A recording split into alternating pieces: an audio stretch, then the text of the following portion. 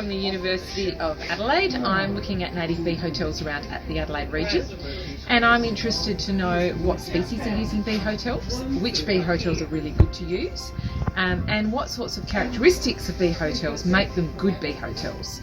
So I'm going around visiting community gardens and parklands throughout the Adelaide area, and I'm collecting nests from those bee hotels, opening them up, having a look at what's inside, and also analysing some of the babies in the nest, looking at their nest structure and trying to identify which species are using those nests.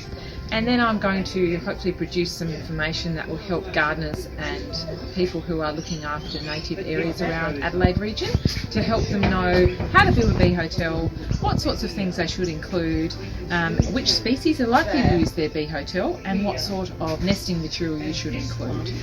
So I'd love it if you could follow along on my project, and I can share that information with you at the end of this year. Thanks.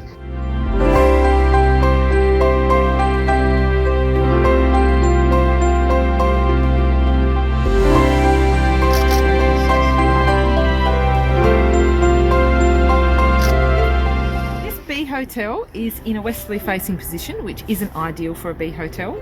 It would be excellent if we could find some more shade, so a more easterly position. Northeast with some shade is great too.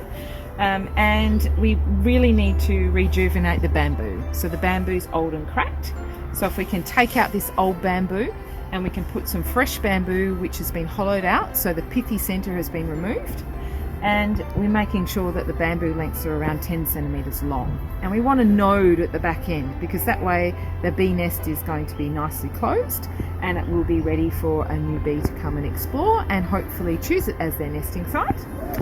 The clay seems to be reasonably well used in places, especially where it's protected and shaded. So you can see there's some mud in some of the holes here, which are probably mud wasps. And some of the hardwood logs, there looks to be previously some bees that might have checked it out and used it in the past. But really this bee hotel probably needs a whole revamp, take everything out, make it a lot deeper to provide some shade at the front for the bee nests, and a diversity of nesting material like the hardwood logs, the clay and the bamboo would be ideal. Mud wasps. And they're good for your garden because they collect live pests like caterpillars that'll eat your plants, and they take it back to the nest and they stuff it in the nest for their babies to eat, because they're meat eaters, wasps, whereas bees are really? not. Yep. So you'll find that there's probably dead things, little other grubs and things in the nest, earwigs and various things that wasps are quite happy to collect and fly back to the nest for their babies.